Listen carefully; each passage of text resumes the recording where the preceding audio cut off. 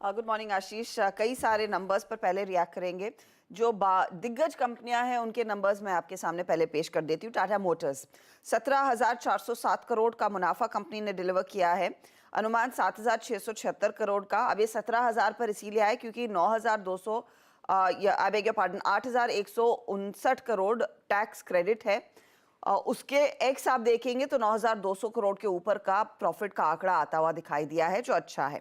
Revenue में 14% तक की बढ़त देखने को मिली है। 1.2 लाख करोड़ के आसपास ये फिगर आता हुआ in line with expectations. EBITDA हल्का सा आप मिस देख रहे हैं, लेकिन 33% की ग्रोथ देखने को मिली है। 17,035 करोड़ पर एबिटा है। 17,700 करोड़ का अनुमान था। मार्जिन्स के लिहाज से देखें 14.7% के एक्सपेक्टेशन के सामने 14.2% तक का डिलीवरी रही है। इन नंबर्स में कोई खराबी नहीं है, लेकिन जिसको लेकर मार्केट थोड़ा सा चिंतित रह सकता है वो गाइडेंस है। अच्छा, जेएलआर के बिजनेस में रेवेन्यू ग्रोथ 10% है, मार्जिन 16.3% पर है, एबिटा ग्रोथ 22% पर है। लेकिन कंपनी ने जो गाइडेंस दिया है वो बेसिकली कह रहे हैं कि जेएलआर का एबिटा मार्जिन FY25 के साल में थोड़ा सा फ्लैट रह सकता है ईयर ऑन ईयर, और वो थोड़ी सी चिंताजनक स्थिति है। यही नहीं, Q1 में भी कुछ वीकनेस देखने को मिल सकती है। फ्री कैश फ्लो जो है वो थोड़ा सा न्यूट्रल रहेगा क्योंकि वर्किंग कैपिटल रिक्वायरमेंट्स काफी ज्यादा बढ़ गई है। कॉशियसली ऑप्टिमिस्टिक है वो सीवी डिमांड को लेकर। बेहतरी सेकेंड हाफ ऑफ FY25 में आती हुई दिखाई देगी। और इंडिया सीवी बिजनेस का भी इन्होंने जो गाइडेंस दिया है मार्जिन्स का, वो एकदम फ्लैट है। तो ये मार्जिन का गाइडेंस दरअसल स्टॉक पर एक ओवरहैंग बना सकता है। वो एक इंपॉर्टेंट चीज होगी जिस पर आपने गौर करना है। अब आते हैं आयशर के नंबर्स पर। आयशर के नंबर्स में कोई कंप्लेंट नहीं है। मुनाफा 31% बढ़कर आया 983 करोड़। रेवेन्यू में 9.5% तक का इजाफा जरूर देखने को मिला है। ये 4,192 करोड़ का फिगर आया। हाईएस्ट एवर रेवेन्यू कंपनी ने क्लॉक किया है Q4 में। एबिटा लेवल पर 22% तक की ग्रोथ देखने को मिली है। 1,155 करोड़ का ये फिगर, और मार्जिन 27.6% पर है। मल्टी क्वार्टर हाइस पर ये मार्जिन उभर कर आए हैं। टू व्हीलर सेगमेंट में अच्छी ग्रोथ है। रॉयल एनफील्ड के फ्रंट पर ग्रोथ आएगी क्योंकि कई सारे नए लॉन्चेस कंपनी लॉन्च करेगी। ये इन्होंने कॉन कॉल में डिटेल दिया है। आरती इंडस्ट्रीज वायदे बाजार के नंबर्स पर अब आते हैं। मुनाफा 11% घटा जरूर है, 132 करोड़ पर आया। रेवेन्यू में 7% तक की वृद्धि है। एबिटा में करीब 12% तक का इजाफा देखने को मिला है। मार्जिन उम्मीद से बेहतर हैं। तो प्रॉफिट के आंकड़े को छोड़कर बाकी ऑपरेशनली अच्छा परफॉर्मेंस देखने को मिला है। एबीबी की नतीजे बहुत स्ट्रांग है। 87% से ज्यादा की ग्रोथ मुनाफे में। 459 करोड़ का ये फिगर है। रेवेन्यू 28% बढ़कर आया, बीट है 3,080 करोड़ का फिगर। ये इलेक्ट्रिफिकेशन और प्रोसेस ऑटोमेशन की तरफ से सबसे ज्यादा ग्रोथ देखने को मिल रही है।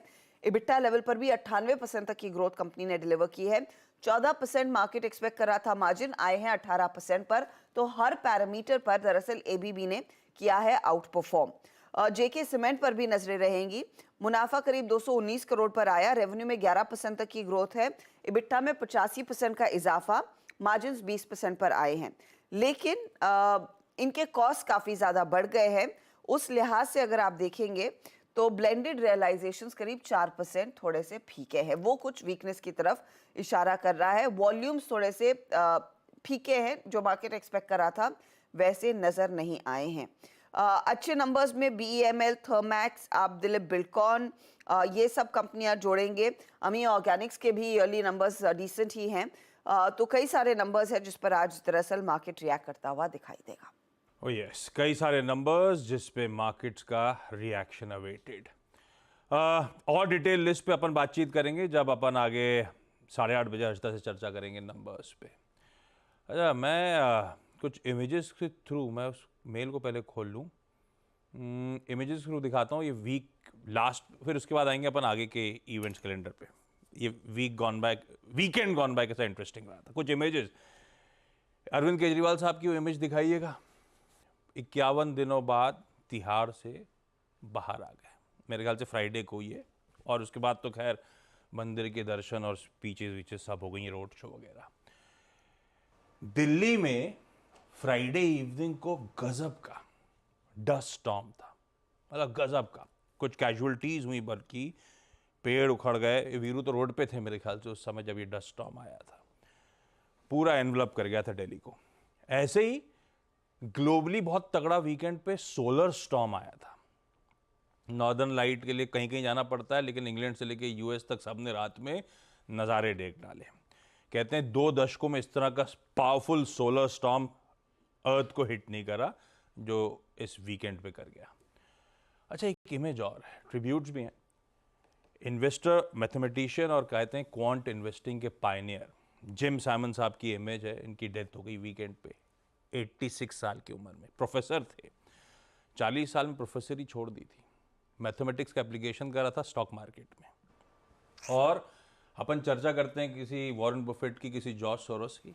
इनका जो रेनेसांस फंड था 3 दशक से ज़्यादा लंबा, और उस 3 दशकों का औसत रिटर्न पता है आपको? Annual 66% renaissance. इनकी क्वांट इन्वेस्टिंग गजब रहा था, one of the most profitable hedge funds इन्होंने चलाया था।